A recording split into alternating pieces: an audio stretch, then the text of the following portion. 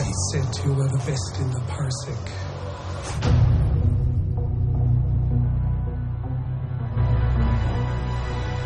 Welcome to Parsec Passion, a podcast about the Mandalorian. My name's Bubba. With me, as always, is someone who ends every sentence with "I have spoken." It's Catfish. Catfish, how you doing? I'm completely full.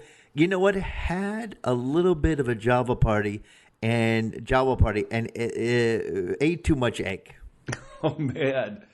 You know, my cholesterol, I can't eat that part of the horned beast anymore. I have to. Oh, man. Horned beast eggs. The yolks are so golden, yellowish, orange. They're amazing. Man, for me, horned beast, egg whites only. I gotta keep the cholesterol down. Keep it down. Sounds good to me. So, Catfish, we are breaking down today episode 2 of The Mandalorian, chapter 2 of The Mandalorian, The Child. Let's get to it right at the top. What is your ranking out of 10? All right, I am going to give this week's episode 9.25 triple Bs. Wait, triple Bs? Yeah, buoyant baby Bjorns.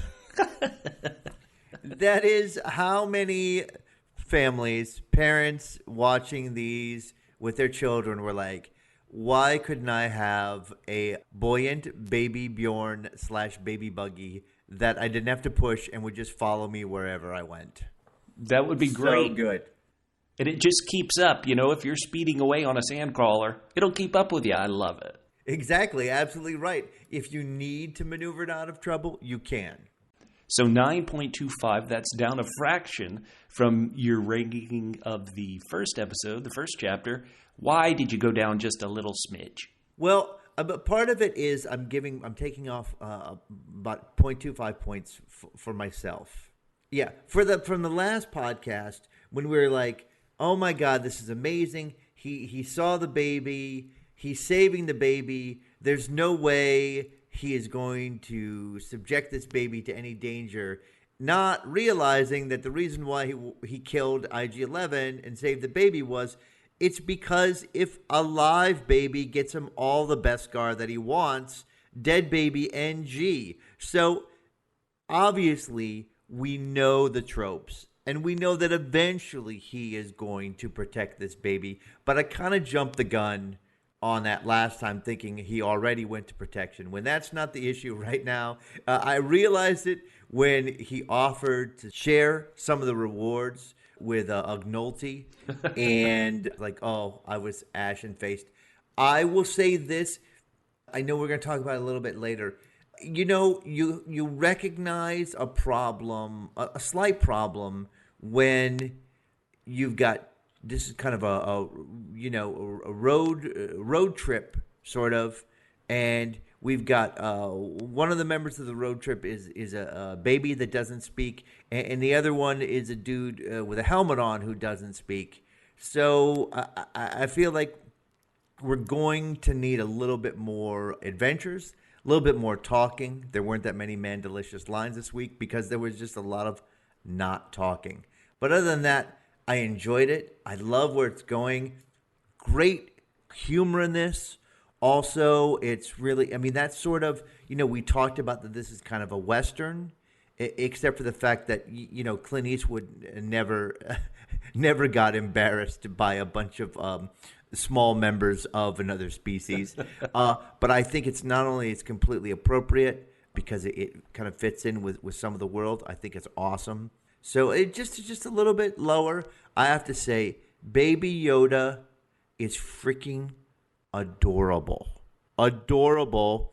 Now we know that he's not really a baby. I'm going to call him, since his name is not Yoda. No. And he's sort of a baby, maybe, but he's 50. I'm thinking of him as Tweener Yoda, so I'm going to refer to him from now on as Twoda. Tweener Yoda, Twoda. Yeah. Love it. Well, Catfish, I came down just a little bit from my ranking from last week, too. You did. I gave this episode 8, what I like to call double J's out of 10. Double J's? Well, that's when you sit down to negotiate and you're stuck facing jeering Jawas. And don't you, in a meeting, a lot of times when people just want to mock you for saying things as crazy as a Wookiee, just want to drop your flamethrower on them and light them up? A little blast of fire would be appropriate in almost every meeting, and then it'd be straight to HR. I enjoyed this episode so much. I was smiling. I'm glad you mentioned the humor because there are some very funny moments. I went down just a smidge from last week, from 9 out of 10 to 8 out of 10, just because this isn't the thing that I normally enjoy. I like plots. I like dense plots with things like Breaking Bad and Game of Thrones, where twists and turns come at any moment. This feels like the show, certainly here at the beginning, is almost mission-based. Hey, this is the mission of the week. We got to do this week. And so I don't normally gravitate to those sort of things. But if you tell me that you've got a guy dressed as Boba Fett trying to climb up the Jawa sandcrawler while Jawa's dropped trash on him, I'm there for that every day. This is my show. I'm all in. Let's go. Fun. And, you know, we talked about the first episode being short. This episode was 3 or 4 minutes shorter than that. Maybe it is just because it's sort of the, it's going to be the main thing of the week.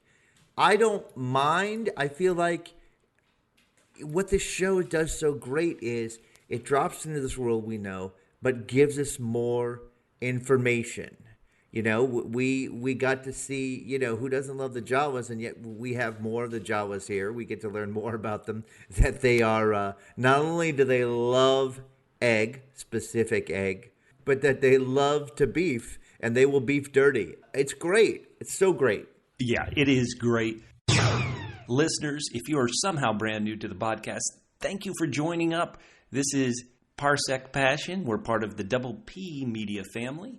Find us online on our social media sites, facebook.com/DoublePHQ, Twitter and Instagram @DoublePHQ. Listeners, we got some great feedback already, and we're going to go through that at the end of the show. But right here at the beginning, we are going to go over new podcast reviews. And I know some people might think, well, this is as bad as listening to an ad. But listeners, I got to tell you, we have 5 reviews to cover this week, 5 new reviews. We thank you so much. We beg you so much.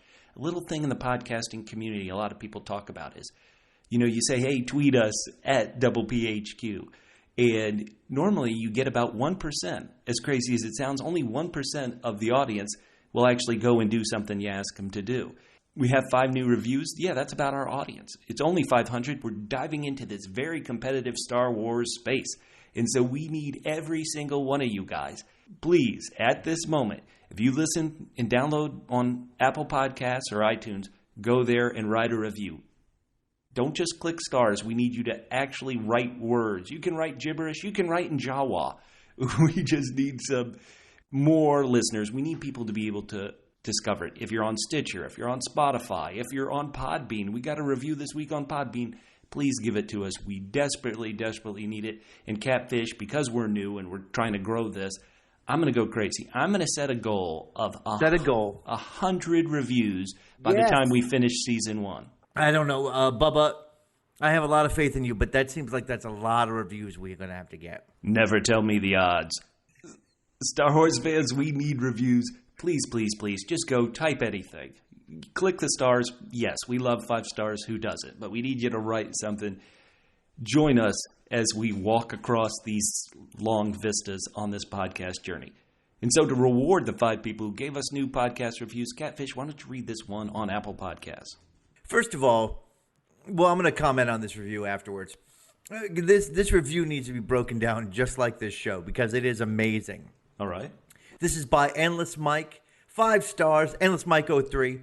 Title, great podcast. Oh, thank you, Endless Mike. Easily one of the top 50 best podcasts on The Mandalorian. Yeah. After their hit podcast covering Emerald City and the Rook, Bubba and Catface are back to cover the Disney Plus show with the passion and production value you'd expect from Double P. Oh, man. So, Bubba, I need to break this down because this is any people who may have just read this and just come out of the blue and not know, do not realize how many amazing and subtle disses there are in these few sentences. Top 50, I think that's an obvious diss that most people would have picked up. But most people won't know when they say hit podcasts that no one watched the Emerald City or the Rook. So those were definitely not hit podcasts. My name is Catfish and not Catface. And I think production value is also a diss. So I've got to say, after seeing this amazingly worded review from Endless Mike 03, I had a flash of the movie Step Brothers. I thought to myself, Endless Mike 03, did we just become best friends? So I want to thank you for that delicious review on iTunes. Also on Apple Podcasts, we got a 5-star review from Grumpy Go Bert. He wrote, Bubba and Catfish were the only reason I suffered through the strain. Oh, my goodness. We need to give this person a prize right now for watching the strain the whole way through. Gobert continues to write, these guys are pros at giving agonizingly deep and not at all creepy analysis of some of my favorite TV shows. Hell, they helped me get through 8 seasons of Game of Thrones. Oh, thank you so much, Gobert. You're the best. So awesome. I'd also like to pitch that I think it's Gobert, but it could be Gobert. I pronounce it differently depending on the podcast. Great. Mix it up. We got another review, 5 stars from Holly Hutpants. Title, Padawan Joffrey is canon. There is no other podcast I would rather listen to cover this series. I have spoken. Well, we know that ends that. I mentioned we got a review on Podbean from Artist Marcellus, I believe is how he pronounced it. This is a true double L loyal listener who's been great to us. And he simply wrote, hey, I found you. I'm the first of an army of double L. What? Loyal listeners. Thank you so much. That's right. Hold on. We got one more review from Apple Podcasts, Catfish. Do you see this one down below? I do see it. In fact, it is by a user named Peter in Australia. The title of the review is Perfect Passion, 5 stars. Bubba and Catfish continue on from their classic Joffrey podcasts and the Terror podcast and other podcasts to deliver the goods on Disney's new Star Wars TV show, The Mandalorian. As usual, they break down the show to its parts and talk about everything. They are obviously fans of the Star Wars world, as anyone will be watching this terrific new show. Listening to Bubba and Catfish just helps you enjoy the new TV show even more. Oh, yeah. You know, if the show does start to falter, these guys won't be afraid to call it out, but we hope they won't need to. The perfect podcast to enjoy while you're watching this potential classic from Disney. Oh, heck yeah. Thank you guys so much. Anybody who leaves a review, we are going to enter into a drawing to where we're going to give away some Mandalorian goodies at the end of the season. So please, we can help you win some prizes. We just need you to help us promote the podcast. Go out there and give us these reviews. Thank you so much. Love it. Love it. Now, Catfish, let's get into this episode. Chapter 2, The Child, directed by Rick Famuyiwa. All right, you will say that. I will say it. Famuyiwa. Rick Famuyiwa. He directed Chapter 2. He'll be back to direct Chapter 6. He's directed such things as the movie Dope, Brown Sugar, The Wood, I heard good things about. And he also directed an episode of The Chi, which is, I think, or The Chai, because it's about Chicago. Mm-hmm. And what'd you think of this directing? I thought it was great. The small issues I had for this had to do mostly with, as I said, I just would like a little bit more dialogue when you're setting things up. I mean, maybe I just need to get used to that this is going to be kind of a more action but then contemplative series. I didn't mind, like I said, some of the humor was almost in slapstick territory. Great for me. I wonder if that bothered some other people. I'd be curious to hear from our loyal listeners whether that did bother them. Some people have different opinion of what is and what is not Star Wars. And, we talked last week about how much this is like a Clint Eastwood movie. And as I said, no one ever made fun of Clint Eastwood. The Mandalorian has taken some dings, not just to his armor, but to his pride and ego in this episode. Oh, yeah. I want to point out 2 things you talk about. Not much talking, Catfish. On my counter, it said we were 11 minutes and 12 seconds into the episode before anybody said anything. Mm-hmm. There were grunts, there were cooing of Baby Yoda, or Baby, sorry, what do you call him again? Twoda. Baby Twoda. But it wasn't until 11:12 when the Ugnaught Nick Nolte said, I thought you were dead. So it's crazy how much this is a silent film. That almost harkens back to Lucas, who occasionally said, if you just play the movies without any dialogue and John Williams' score, so it's like a silent movie at work, these movies still work well. And It worked. It was very, very good. So 11 minutes and 12 seconds before there's any dialogue. But after 9 minutes, we'd already seen 2 action sequences. We saw the Mandalorian being attacked by other bounty hunters, and we saw the Indiana Jones-esque sandcrawler chase, which I just loved beyond belief. Now, it does begin, it begins silently. We see these little desert lizards walking around. And then the Mandalorian is attacked by this species called Trandoshans, which, if you watch the original trilogy, Empire Strikes Back, in that infamous scene which introduced Boba Fett and all those bounty hunters, Bosk, the one whose feet claws were hanging over the edge of the Imperial Star Destroyer there, he is of that species, and so there was an attack. What did you think of this opening action sequence? I'll go first and say I just love the fact that their shadows changing to let the Mandalorian know, hey, something's not up. And then in the reflection of his helmet, we see people jumping the ridge above him. Loved it. Yeah, very, very awesome.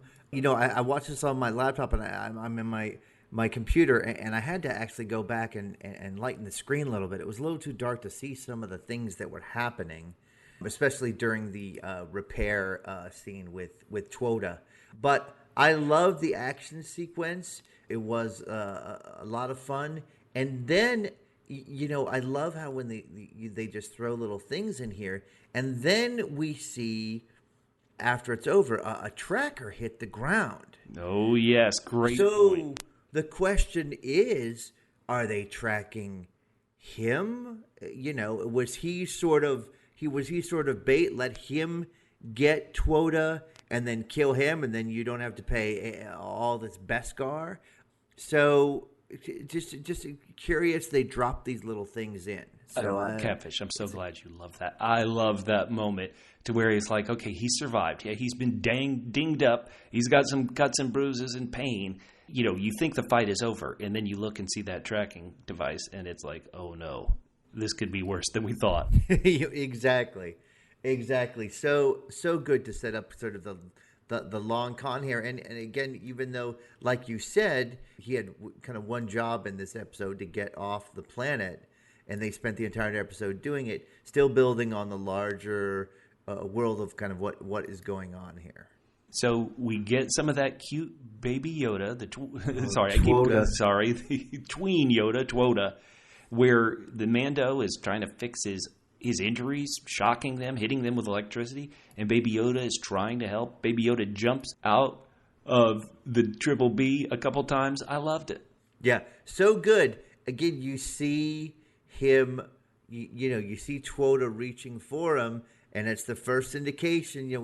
We talked about last week. Why does someone want Twoda? Well, the only Yoda and Yodettes we know had the Force, so we assume it's because they want the Force. And so we see untutored, or who knows how tutored, Twoda already trying to do it. And so it's so funny because you think of this power, like, Twoda's reaching out and like thinking, I'm going to use this amazing power. And the Mandalorian's like, stop being silly. Let me put you back in your Bjorn.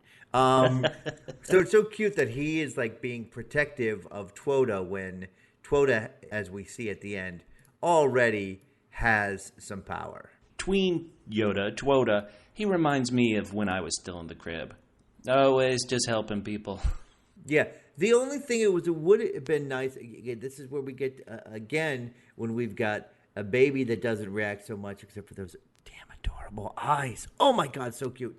And a guy with a helmet on is, we don't get to see, I would have liked, the reaction on the Mandalorian's face when he sees every time, like, the damn kids got out of that. How did the damn kid get out of that, got out of the Bjorn again? That would be good, but hey, we made a preseason prediction, or I did, that we wouldn't see his face until about episode 8 or so. And so I'm every time we have an episode where we don't see Pedro Pascal's face, it's like, yeah, all right.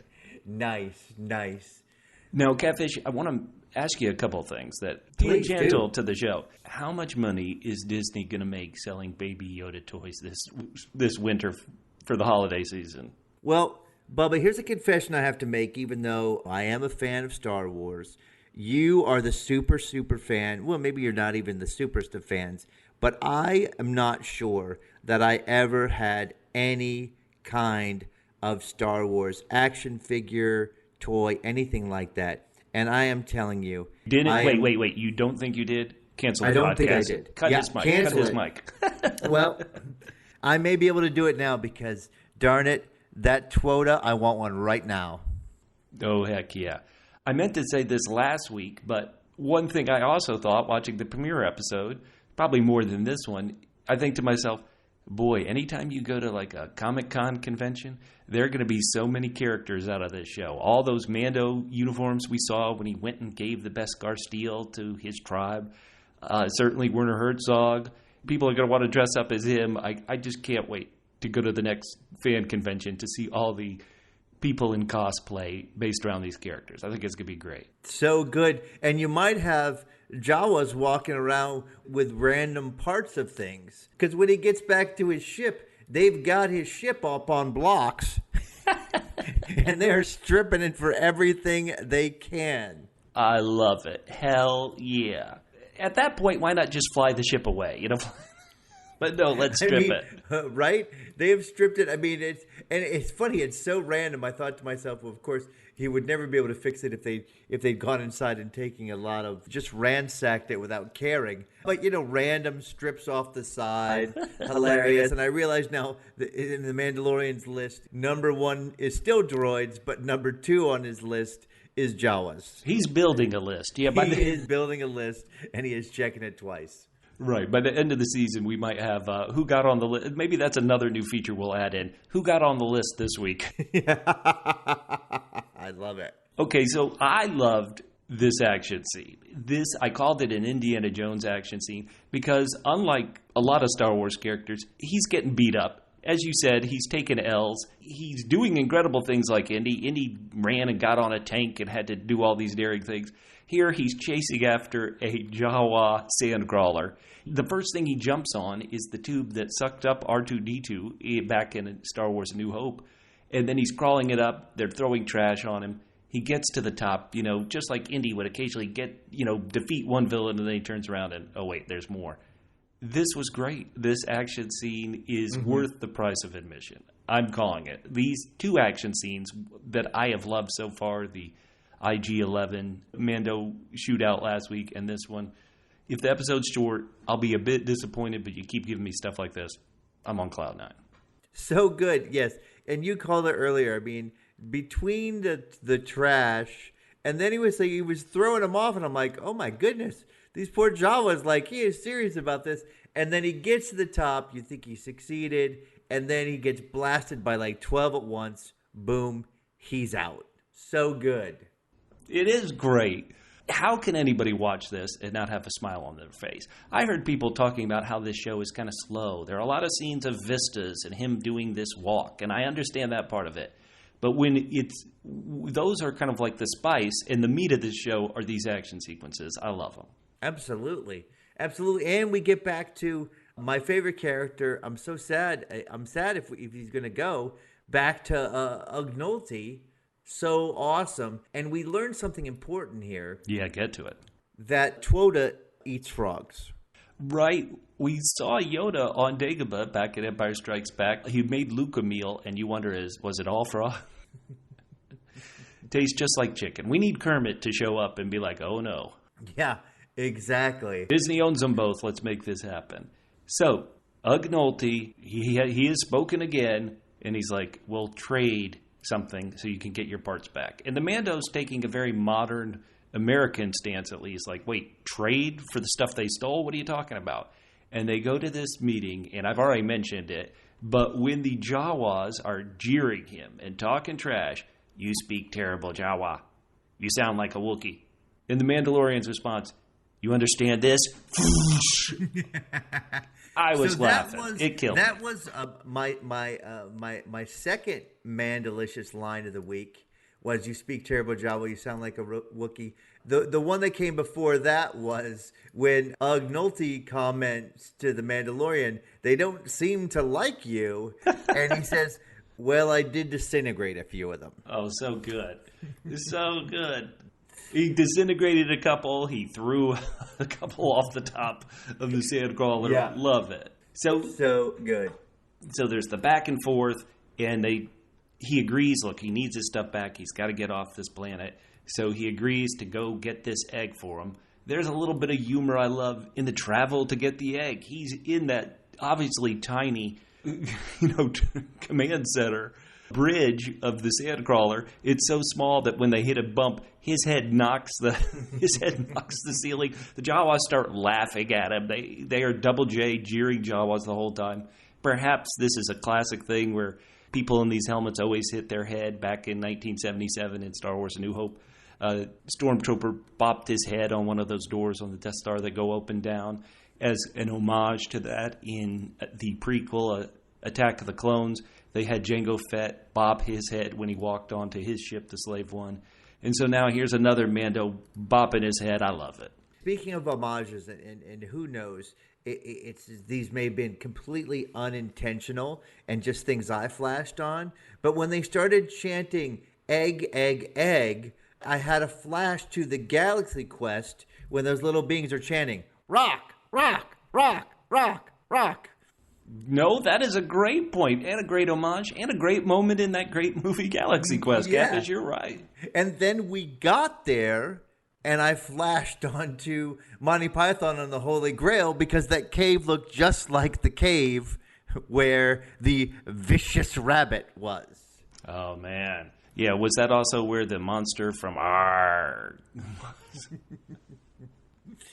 I don't know, but definitely the vicious... Oh, that's what the Mandalorian needed, a holy hand grenade. He sure did. He has so many weapons, but he's missing the holy hand grenade. So I want to just talk about a couple of things. One is this show, we keep saying the word Western, and there is a lot of lens flare in this show. Some people attack J.J. Abrams, who directed The Force Awakens, and we'll soon see his Star Wars movie, The Rise of Skywalker, in a bit. They say he loves lens flare. No, this show loves lens flare. It was so great that I decided to pause it and look at it some, and then I realized that they're actually changing where the sun is in shots so they could get this great lens flare. So there's a shot of him as he, from in front of him as he's walking toward the cave, and the sun is behind him, giving us that lens flare. Then when they cut around and you see him standing in front of the cave, but the camera's behind him, the sun is hitting him in the face. So they'll move the sun to get some great lens flare. By the way, to go back to your previous point about people complaining there's not a lot going on here, this is a 30-minute episode in which we have 3 fights. I know. All of them that are cool and different. If you're not getting enough, then maybe you just need to watch the Jason Statham-helmed Crank movies, because that's going to be the only movies that will satisfy you action-wise. Wait, hold on. What's that film where the guys go into the building? Is it a Korean film? What's that film called? The Raid? Oh, The Raid. Yes, The Raid Redemption. Yes. Right. So that one starts off slow. It does. It does. It does. That's not fast enough for these people. So, okay, he goes into the cave. And as ridiculous, this has happened so many times in Star Wars, I should have seen it coming. His little light source is scanning across what we think is the rock wall, the side of the cave, and then an eye opens. And I'm, of course, laughing because they did it they did it in Solo, the last Star Wars film in theaters. And so, yeah, just hilarious. And then the Mando, like Indiana Jones, he's getting beat up again. He is getting super jacked up. And once again, understand we've got to have the helmet and everything, but would be so much more enjoyable if we could see his beleaguered. I mean, honestly, why do people love Harrison Ford? The looks, the sort of, the kind of flat way he plays it and his reactions, which are amazing, which we are being denied here. So yeah, no, that's a good point.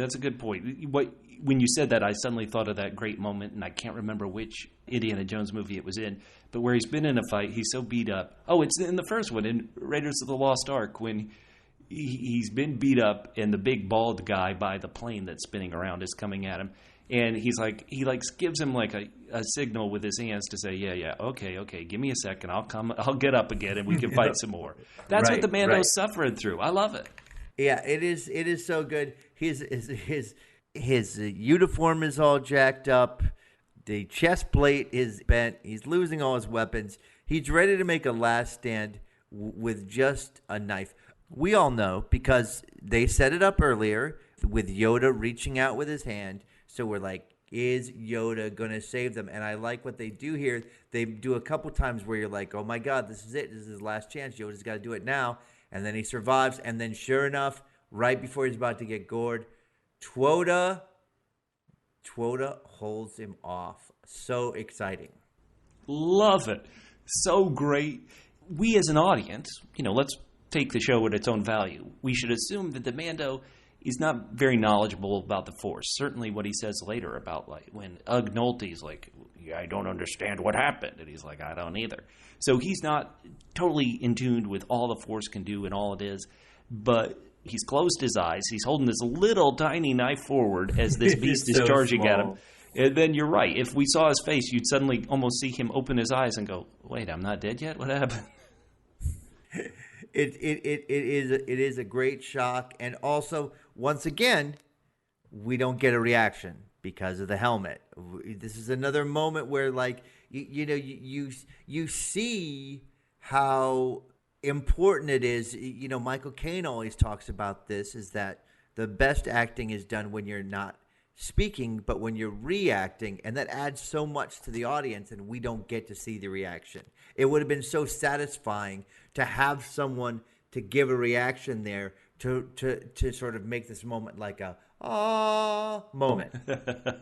Right. For him to be spellbound by what he's seeing, to be bewildered by, Exactly. Wait a minute, this incredible beast is hovering off the ground, it's controlling it. Let me look over here. Oh crap, it's Twota doing it. Yes. It's great. Then he takes that little knife and he must know where to stab because he Yeah, that was my only question. It's like, this is a new thing, but I'm going to get it right here with this very tiny knife. We needed, because it's the desert setting, we needed Crocodile Dundee to come out and say, that's not a knife. Sorry, that was my Sean Connery.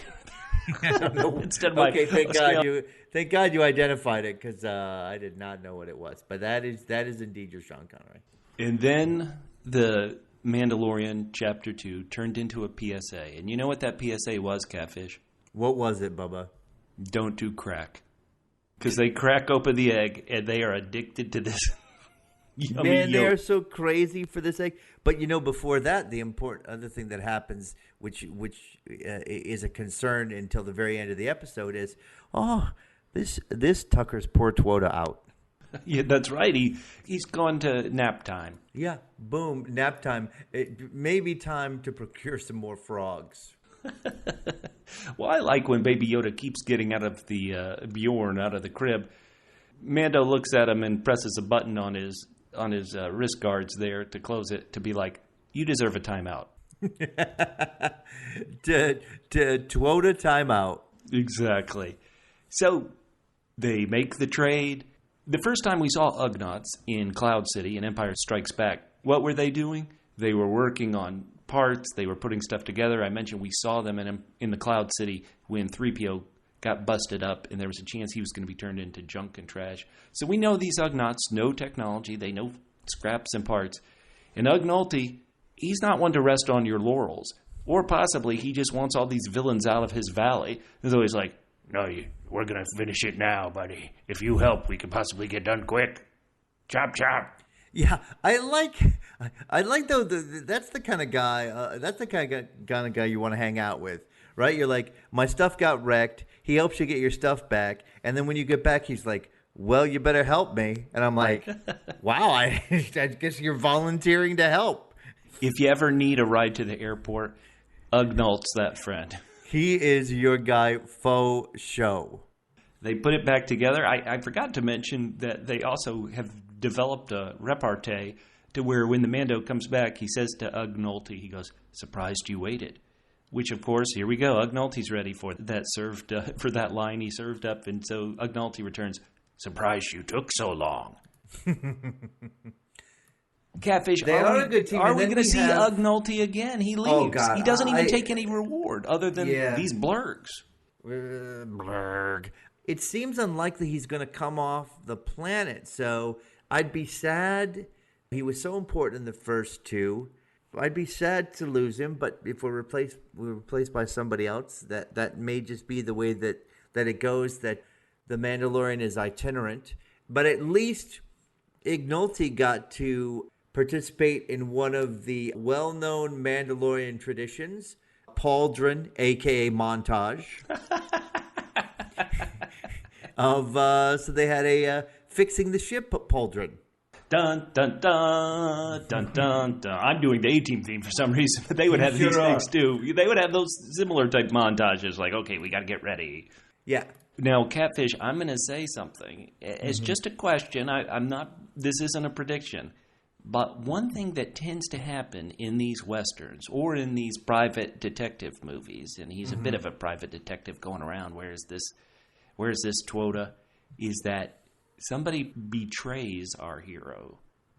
And so is there any chance that that character will be Ignolti? It doesn't seem like that, but I suppose that is a possibility. I mean, the person that usually betrays them is the new love interest. Oh, that's a good. Well, okay. Well, we didn't see that you are montage. making a pitch for Ignolti. There were some things we didn't see, but yes, if anybody wants to ship the Mandalorian and Ignolti, I would love to read that short story. Well, what's their shipper name? Ugdo? Man-not? Uglorian? Well, I think Ugnorian? I think somebody's going to betray the Mandalorian. I don't know who. It may be. Certainly, you would assume Werner Herzog and Dr. Pershing might betray him, but who's Dr. Peepers? Yeah, right. Maybe Carl Weathers. Grief Karga might be some betraying as well. We'll have to see. You know what? I think that would just be kind of unfortunate. I think I know what you're implying. Do you want to? Yeah. Well, I mean, yes, I will. I mean, I will go on further. I mean, we have this universe that until the latest set of movies had very few minorities, and we've already had somebody betrayed by a person of color on the show. We probably should stay away from that. Probably. Also, he's already set up not as a friend, but as somebody who is clearly not trustworthy. So I think you're right. If it's going to be somebody, it's going to be somebody we meet later. Perhaps we know that Gina Carano is going to be on this show, so we will see her soon. So it could be her. Love it. One thing we didn't talk about last week, I don't believe, on the podcast, that I feel like we have been missing out on, maybe it's just to say, that the art during the end credits, I love. I think it's great. It really is. It's like kind of an old school comic book. It's very cool, but kind of like an old school kind of Western comic book. Kind of like, it's funny that you mention it, and this does have a loose connection to Jon Favreau, and that would be kind of like a Cowboys and Aliens comic book, which were originally comic books. Mm-hmm. No. So yeah, those are very cool. The music is cool. It definitely is. It is letting you know, if you haven't figured it out already, that they want you to think of this as a space western. Oh, yes. And who knew that I love space westerns? Because I love this. This is great. Yeah, absolutely great. Now, is there anything else you want to talk about the episode, Catfish? You want to talk about that end score? Bum, pa, pa, bum. I assume that's his theme. No, I'm feel like I'm ready for the end bits. So whatever you want to do next, let's do it. All right, well, before we get to feedback, let's go through our Mandalicious line of the episode. We'll talk about our good griefs and our griefs beefs, and then we'll get to your feedback. Once again, listeners, we are doing this to interact with you and celebrate this wonderful show that Disney Plus is making us pay for. Reach out to us on social media. Well, some of us. Oh, password sharing. Reach out to Oh no, I meant I'm no longer sharing with you, Bubba. I mean, they are giving the Disney Plus free for a year to anybody with Verizon. And because I got into a tiff with AT&T last year, I'm a Verizon customer. Oh, well, there you go. They should sponsor the podcast. If they're giving away, they got money, they can give away Disney Plus. Hey. Exactly. Amazing. Always reach out to us with your Mandalicious line, your good griefs, and your Griefs Beefs of the episode at double PHQ. That's the word double, the single letter P, then the letters HQ for headquarters at double PHQ on Twitter and Instagram, Facebook.com/double PHQ Catfish. There really weren't many options to choose from in this episode. What is your Mandalicious line of the week? Well, my Mandalicious line of the week has to be the casual toss-off of, well, I did disintegrate a few of them. You know what? There were problems on both sides. Yes. There were problems on both sides. What about you, Bubba? What was your Mandalicious line of the week? I don't have one. I'm going to go with yours. Yours is great. I've already mentioned the flamethrower. I don't have a line, a Mandalicious line. I have a Mandalicious flamethrower. Well, that would be fine, too. Your Mandalicious, I think considering he doesn't speak that much, some of the actions we'll have to take as lines. So your Mandalicious line of the week is... But I do have, let's get to the next things. We call the first one good grief. This is your favorite thing in the episode. It can be big like an action sequence. It can be tiny like a little look. My good grief this week is get on with it. What do I mean by that? As soon as we saw Baby Yoda, Tween Yoda, Twoda last week, everybody's thoughts immediately went to, wait, is this baby got force powers? Here in the second episode, guess what? He does. You were right to assume it. And not only does he have force powers, he's got kind of awesome force abilities already. Let's check out his midi-chlorian count. So I love getting on with it. That is my good grief in honor of Grief Karga this week. What about you? Well, I've said it a couple times. I'm going to have to do it. I am usually not, as we all know, I am completely protected from the charms of babies. Babies have no hold over me. But Twoda... adorbs. He is. All right. Now let's get to our griefs beefs. These are our problems with the episode. These are our little things that nag us, big things that nag us we don't like, and or anybody who pisses off Carl Weathers' character, Grief Karga. Do you have a griefs beef for this week? I do. Just reiterating that although it's great to see the Mandalorian on this quest and with this being that he has to protect, that it is more fun when he's interacting with people, the spoken lines, the verbal humor I find very good. I could use a little bit more of that. Again, I gave it a 9.25. No, nothing that doesn't. This show has continued to excite me in ways that I didn't expect. And I'm not talking about any inappropriate feelings I might have about Twoda. I'm just saying this show is so great and so much fun. It's small beef. What about you, Bubba? Yeah, I've got a grief beef that is also small, and it just goes to how this show always leaves me wanting more. So after the previously on, that ends at a minute 20. Then on my counter, the end credits began at 28:22. Meaning that this show was 27 minutes and 2 seconds if you take out the credits. And of course, you shouldn't take out the credits because the credits are so good, that artwork.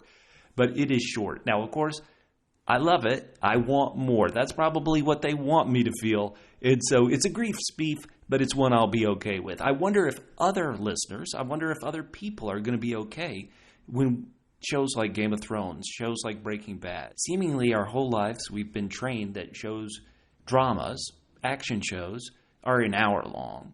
Game of Thrones, American Horror Story, Stranger Things, you name it. They tend to be hour-long shows, where half-hour-long shows tend to be comedies, tend to be the sitcom, right. How I Met Your Mother. And so are people going to be okay that here we have this really fun action show, but unlike most dramas, it's only half hour? I didn't mind, but the fact that I noticed it, it becomes my grief's beef for this week. Interesting. It's funny because obviously the streaming is great. I think really the only problem here, really, it's kind of a blessing too, I think, is they're spreading these all out so you can't binge them. I think that's an enjoyable thing. I think there are some things about the way shows used to be done that were actually good that we have lost. And some of these things are, for example, hour-long shows. They make sure to have a 5-act structure and always have something exciting before the commercials so people will sit through the commercials and come back. Also, time was restricted, so you'd have to cut out unnecessary things. Hopefully they weren't expanding what should have been 30 minutes into 48. Instead, they were going the other way. Mm-hmm. So I think in a way, no structure has been bad for some streaming shows where they're like, oh, we don't need to be 22 minutes anymore. So we can be, 33 minutes. But that 33 minutes isn't tight anymore. So I think it's a benefit here that they've decided to no. We've got a story we want to tell each week, and we're going to keep it sharp and we're going to keep it fast, and then boom, we're going to get the D out.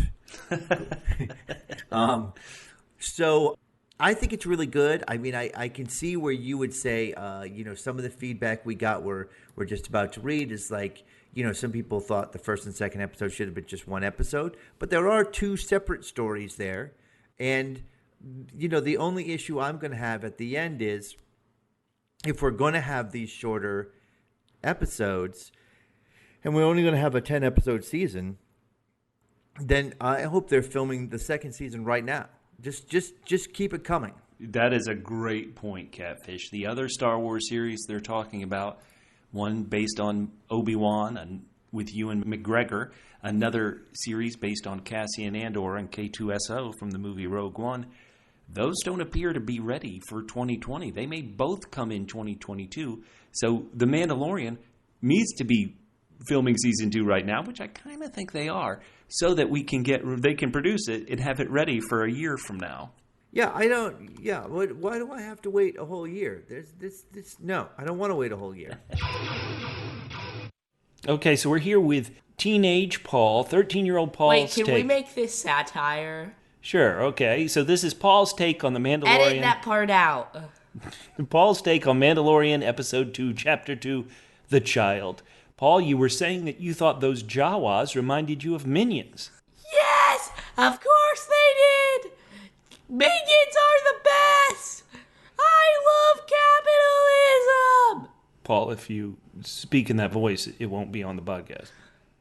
I thought we were doing satire. Well, we can do satire in a bit. Fine, you want me to give my honest opinion about The Mandalorian because I thought it was very good. Okay. But tell me, why did the Jawas remind you of Minions? I don't know, they just sound similar.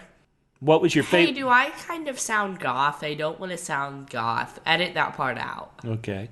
So why... You didn't answer my question. Edit that part out. I don't think you sound goth, Paul. Sorry. Thank you. What was your favorite part of the episode?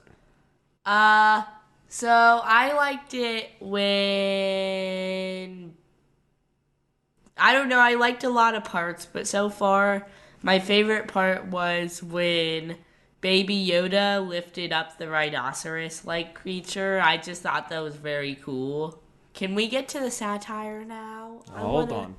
I want to make claims that make absolutely zero sense and try to defend them, like my cousin Jack. One final thing, and then we can get to some satire. Hooray! Edit all the parts where I'm not saying stuff out. Okay. Paul, which of these things would you want toys from? Like, what from The Mandalorian would you want a toy? Baby Yoda. Oh, why Baby Yoda? I don't know, I just want a Baby Yoda. Did you want either a Jawa or a Sandcrawler or that Ugnaught? I'm pretty sure all of those are already toys. But what about The Mandalorian? Who do you like better? This is the best question. If one character had to die, The Mandalorian or Baby Yoda, which of those two, if you had to pick one to die on the TV show, so it's just made up? Ooh, can this question's answer be satire? Sure. I want both of them to die and the orange guy to live because he looks like Donald Trump. That's pretty good satire there, Paul. Thank you. We've watched 2 episodes of The Mandalorian on Disney+. Is it the best thing on Disney+? I know you've watched The Lady and the Tramp live-action remake. I know you've watched Forky Asks a Question. I know you've watched some of those great old cartoons, like Marvel Avengers cartoons. What has been your favorite thing on Disney+, Paul? Oh, I love it. No, I'm saying which is your favorite. What's the best thing on Disney+? Avengers Endgame. It will always be Avengers Endgame. Oh, really? Yes. And so who is your favorite character in Avengers Endgame? Spider-Man. Boy, that's not who I thought. I thought you liked Scar. Shut up. Shut up. Shut up, you stupid. I don't want to say any bad words, so next question. Oh, it wasn't Scarlet Witch? No. Okay, I'm sorry. No, edit that part out immediately, or else all of my answers will be satire, and I am already going to have half of my answers be satire and be ridiculous demands that I don't actually believe. So, your favorite character is not Scarlet Witch. No! It's Black Widow. No, edit these parts out. Why would I be in love with a dead girl? Next question. All right, Paul, there are only 6 more episodes of The Mandalorian. What do you want to have happen? Can this answer be satire? You need to give me a serious answer, then satire. So say, this is serious. I want them to expand upon the Star Wars universe, now satire. Okay, sure. Let's hear your satire answer. Also, can you edit out all the serious parts and just have the satire in there, including that no part? Oh, come on. Right, real quick, Paul, what's the satire part? All right. What I want to happen is that I want the Mandalorian and Baby Yoda to meet President Donald Trump, and then they will deport the Ewoks to the neighboring galaxy, and then after that they will fight Darth Vader, who is trying to impeach them. That's pretty good satire, Paul. Tell everybody you'll talk to him next week. I'll talk to you whenever I feel like it, nerds. Well, Catfish, you mentioned the feedback. Double L's. Yes, I did mention that. Loyal listeners. Our little loyal listeners gave us great feedback, and we want to get to that right now. On Twitter, once again, tweeted us at DoublePHQ. John, who goes by the Twitter handle at BadDonkeyGaming, love that handle, he wrote, Chapter 1 and 2 are really just one episode. I'll reserve judgment on these series episode lengths until Chapter 3. I just feel like Chapter 1 stopped when it did for the hype to kick in. For Disney Plus and the series with a bang. So it ends on the reveal of the Twoda, and he thought that's why it ended that. John, I have to be honest with you, some critics at a fan event in Los Angeles a couple days ago saw episodes 2 and 3, and they said both episodes are about, when you add in the credits, about 32 minutes long. So hopefully that won't turn John off. But once again, we love your feedback. Even if you're upset with the show, please, at DoublePHQ. What's the next one we got, Catfish? Well, before that, I want to provide you an instant update here. And that is that Jon Favreau is already sharing pictures from the set of Season 2 of The Mandalorian that it started filming by the end of October. So they are filming it. They are filming it now. I mean, let's be honest. We want as much as we can get, but there's nobody who's going to say, well, I'm not going to order Disney Plus until there's a Season 2 of The Mandalorian, or I'll order it and keep it because The Mandalorian is coming faster. So basically, Disney's not probably making any more money by rushing Season 2 out. You say that, you can only watch Herbie Goes to Monte Carlo so many times, Catfish. Yeah, but, however, whiche, how many times can you watch Gus, the field goal kicking donkey? As many times as you want. Oh, heck yeah. Don Knotts, Tim Conway. What's not to love? Whiche. You know, honestly, I have not seen that movie since I was a kid, but I'm pretty sure that's how he tells the donkey to kick the field goal. I think he says whiche. I'm pretty sure Dick Van Patten is in that movie as a bad guy. Boy, that's when you know he's a Disney villain, when they cast vanilla Dick Van Patten as your heavy. Okay, but we've gotten off track. Why don't you read this next bit of feedback from Holly? All right, Holly at Hudpan says, I can listen to at CJGman67 say blurgs all day, and OMG Paul is my new favorite host of this podcast. Paul, my 13-year-old nephew, was so great that I'm possibly going to have on one of my other nephews, who's, I believe, 8 years old, Graham, on in a bit, because, you know, I was younger than 8 when I saw Star Wars New Hope, so we'll get the even younger perspective, and I'm sure Paul will be back. Well, I hope he knows that he's got a lot to live up to with Paul. He does. So on Facebook, David Gobert not Gobert. It's Gobert now. Right. He wrote another great podcast. The blurg breaking in scene seemed like they were laying on the cowboy stuff a little heavy. But other than that, episode 1 was a great introductory episode. David wrote that he just finished the second episode, and he's really impressed with the action sequences, the production value. Boy, we haven't talked about some of this CG. These computer-generated images that they're creating are incredible. And David also pointed out the good bit of humor. So really, really loved it. And then, Catfish, why don't you scroll down and see this next bit of feedback he gave us? Yeah, he also tweeted a photo of Twoda, adorable Twoda, and said, looks like they did find a role for Catfish. Were you up for this audition, Catfish? Did you go in and These listeners know the way to my heart is through heavy sarcasm, and I appreciate every bit of it. Also, our good friend at Baga2007 down in Australia gave us a bit of feedback where they wrote, I watched episode 1 of The Mandalorian, really enjoyed it. Think I'm going to enjoy this show a lot. Looks great. It's like watching a movie. Yeah, say it again. Disney spent, the episodes may not be long, but when they're short and you still spend $100 million on the entire season, we know where the money went. Mm-hmm. And Peter in fact said he could see where the money went to make it. Love the robot bounty hunter IG-11. So all positive still feedback. Still your favorite character too. Yeah, still my favorite, but those Jawas were pretty funny. We need them to travel along too. Ugg Nolte needs to get a spaceship, get in with some crazy Jawas, and let's go have some hijinks. I'm ready. Oh my God! It's searching for eggs throughout the galaxy. Amazing. That could just be a side story. They could just have a spin-off. Oh yeah, Ugg Nolte and the Jawas. That's the title of the show. I don't care if it's self-referential. Coming to Disney Plus in 2022. Hey, thank you guys. I'm going to make one last pitch. We really need reviews because it helps people find the podcast. For whatever reason, sites like Apple Podcast, when you type in The Mandalorian, the results they bring up sometimes aren't even the most downloaded shows. They're the ones that have the most interactivity, aka written reviews. So please, Apple Podcasts, Stitcher, Spotify, Podomatic, Podbean, however you download content. Google Podcasts, I should point out, Google Play. Please go give us a written review. We love stars too, 5 stars please, but give us a written review to help us rise up in those search rankings, which is really how people find out about podcasts. The other way they find out about podcasts is when friends recommend them. So if you like us here on the Parsec Passion podcast, please tweet it out, tell your friends about it, tell your Star Wars buddies that you listen to these crazy fools every week. So good. For everybody here at Double P Media, my name's Bubba. You can find me on Twitter at Fit and Trim. That's FITTENTRIM at Fit and Trim on Twitter.